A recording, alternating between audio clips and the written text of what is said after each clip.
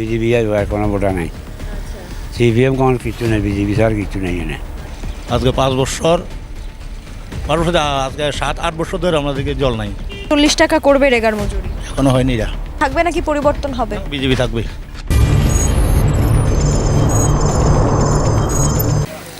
নমস্কার, স্বাগত জানাচ্ছি আপনাদের জনতার রায় 2024-এ। আপনাদের সাথে রয়েছে আমি সুজাতা।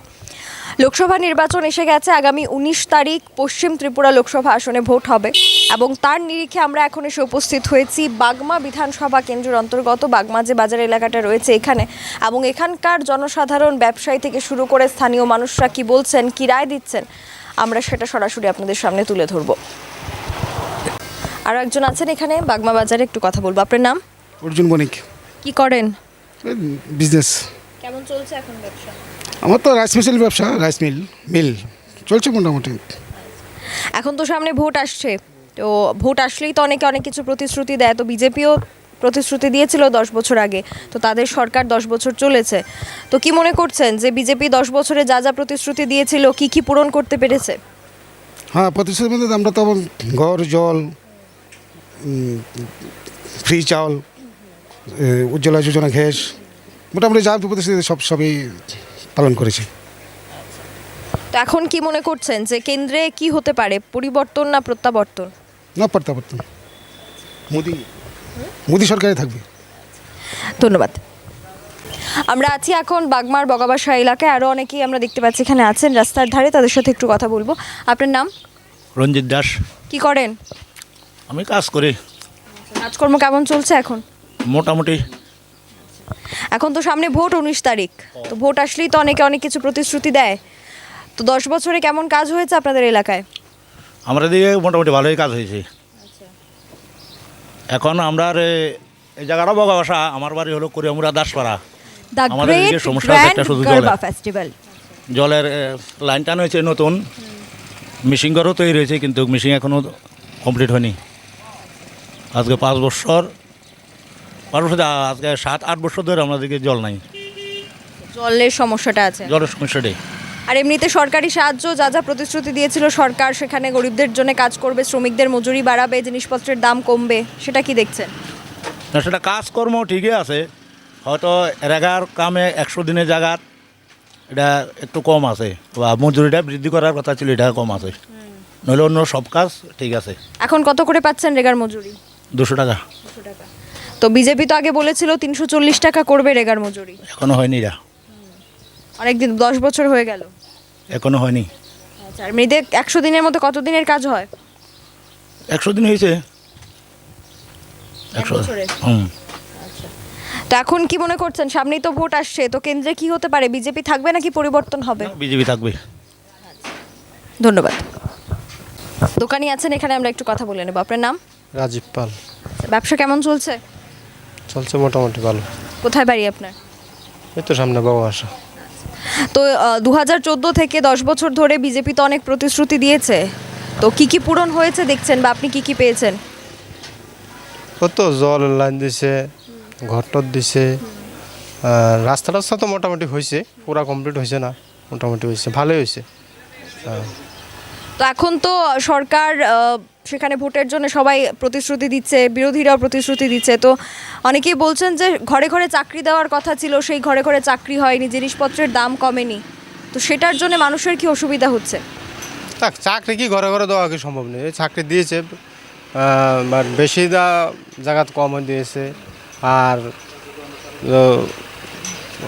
দাম তো মোটামুটি সব কিছুই লিমিট আছে, আনলিমিট না, মোটামুটি সব কিছুই নিয়ন্ত্রণে আছে, এমন বেশি না, ঠিক আছে। প্রতিশ্রুতি যা দিছে হয়তো 10টা জায়গা 8টা কমপ্লিট করছে, 2টা বাকি রয়েছে, এই আর কি। ধন্যবাদ। অনেককে আমরা দেখতে পাচ্ছি যারা ব্যবসায়ীরা আছেন বা কাজ করছেন, তাদের সাথে কথা বলবো। আপনার নাম? আমার নাম দিলীপ সরকার। কি করেন? কাজ করি। কেমন চলছে কাজ? আছে, খারাপ না। কোথায় বাড়ি আপনার? করিয়ামুড়াতে।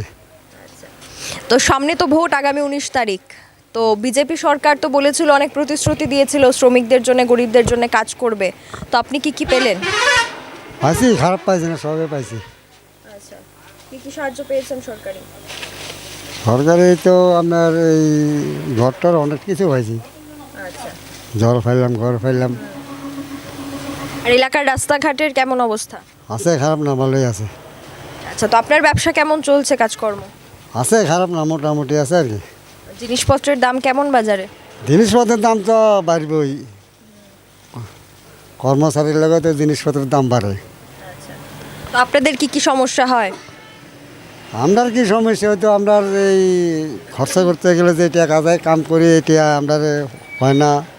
খরচা দাম দ্বিগুণ বেশি, কাজ করে 500 টাকা খরচা গেলে হয় না। আমরা 500 টাকায় যে আপনি দিনে কাজ করেন, 500 টাকা যে রোজগার হয়, সেটা দিয়ে কি পুরো সংসার চালানো যায়? না না, চালানো যায় না। ধন্যবাদ। বাগমা বাজারে একজন ব্যবসায়ী রয়েছেন, ওনার সাথে কথা বলবো। আপনার নাম? সজল দত্ত, 12 মধ্যপাড়া। কেমন চলছে ব্যবসা? চলছে মোটামুটি। তো জিনিসপত্রের দাম কেমন দেখছেন বাজারে?